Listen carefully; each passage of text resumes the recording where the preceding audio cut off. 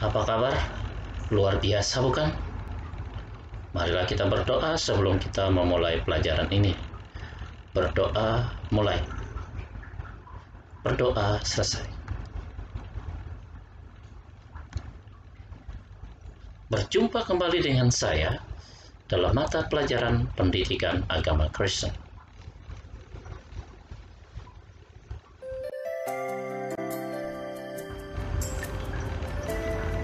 Materi yang kita bahas pada pagi hari ini yaitu bab 10, membangun perdamaian, merajut toleransi. Kalian dapat membaca dalam Mazmur 133 ayat 1-3 dan juga Kisah Para Rasul 10 ayat 48.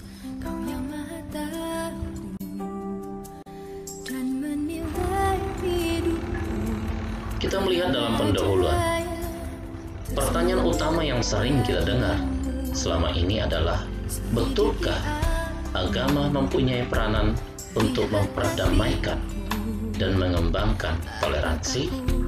Ini pertanyaan besar.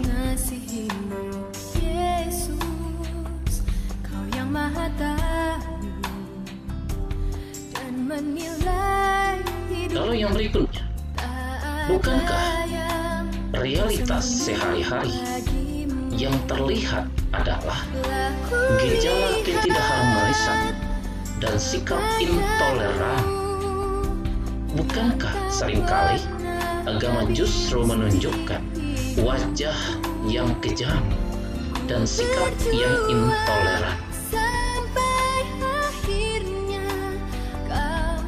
Bahkan dalam sebuah agama juga sering terjadi suasana yang tidak damai dan intoleran.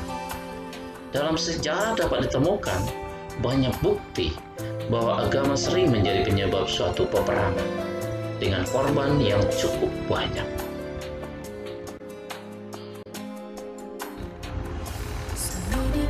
Mari kita lihat dalam pandangan kita bagaimana kekristenan melihat daripada agama itu. Agama adalah anugerah Tuhan. Agama pada dasarnya adalah respon manusia terhadap anugerah Tuhan.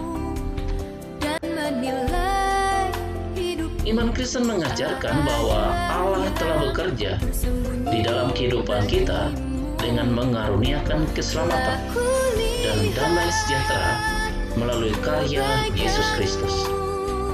Karena itulah kita pun terpanggil untuk menghadirkan kesejahteraan bagi sesama kita. Baik atau buruk pengaruh agama dalam masyarakat tergantung dari bagaimana cara manusia menanggapi anugerah Tuhan tersebut. Oleh karena itu, sebagai bentuk ucapan syukur atas anugerah Allah, maka manusia harus melaksanakan ajaran agama yang menghadirkan cinta kasih Tuhan dalam relasi dengan Tuhan dan sesama.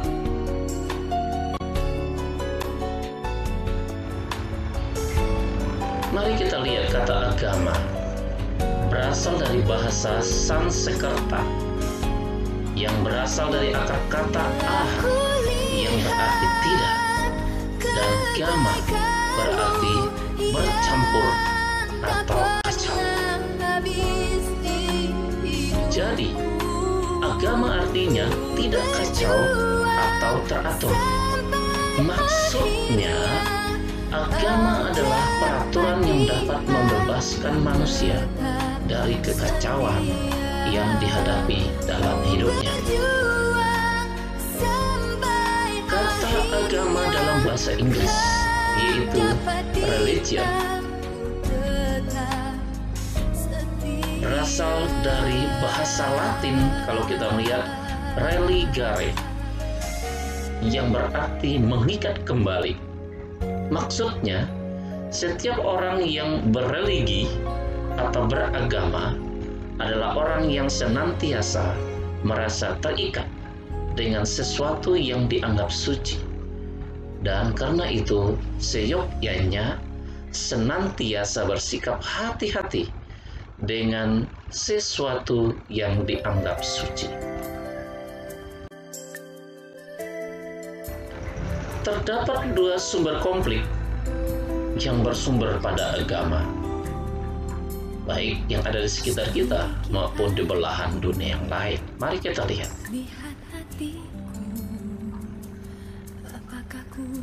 Satu, perbedaan doktrin dan sikap mental yang memandang bahwa hanya agama yang dianutnya lah yang memiliki kebenaran, atau bisa dikatakan claim of truth, sedangkan yang lain sesat atau setidaknya kurang sempurna. Klaim kebenaran inilah yang menjadi munculnya konflik yang berlatar belakang agama. Poin yang kedua, masalah mayoritas dan minoritas kelompok agama. Dalam suatu masyarakat yang majemuk atau plural, masalah mayoritas dan minoritas sering menjadi faktor penyebab munculnya konflik sosial. Mayoritas sering menindas atau menekan minoritas dalam hal menjalankan ibadah masing-masing.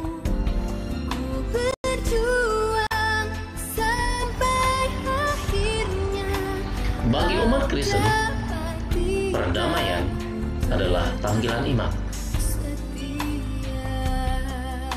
Perdamaian yang dikehendaki setidaknya memiliki sifat. Jadi sifat perdamaiannya, mari kita lihat.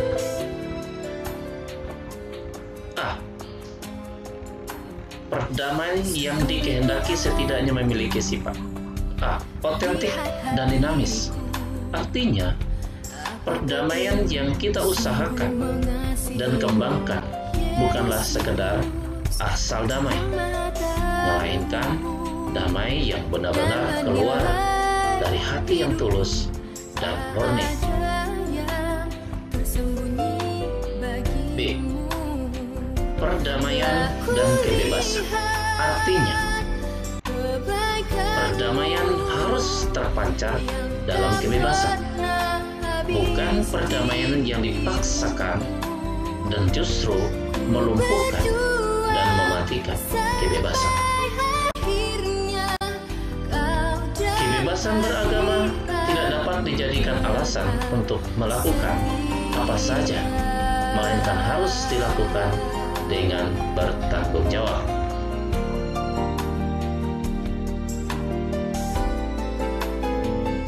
Inilah yang dikatakan perpaduan antara kedua hal tersebut di atas dapat disebut tanggung jawab. Kemudian, tujuan tanggung jawab itu adalah menjaga dan memelihara kesejahteraan hidup bersama sebagai tugas dan tanggung jawab semua umat beragama.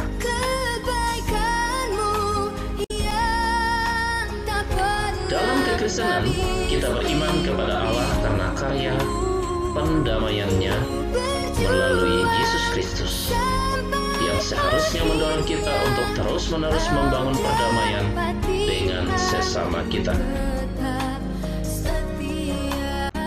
Karena pada dasarnya bertujuan untuk menghadirkan damai sejahtera bagi hidup manusia.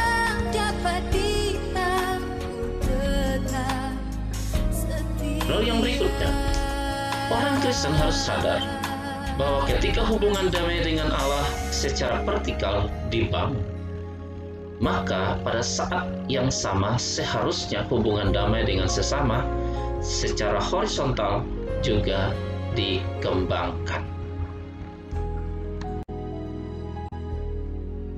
Anak-anakku sekalian, sekian pelajaran kita kali ini. Sebelum kita mengakhirinya, mari kita berdoa. Berdoa mulai. Terima kasih Tuhan Yesus memberkati.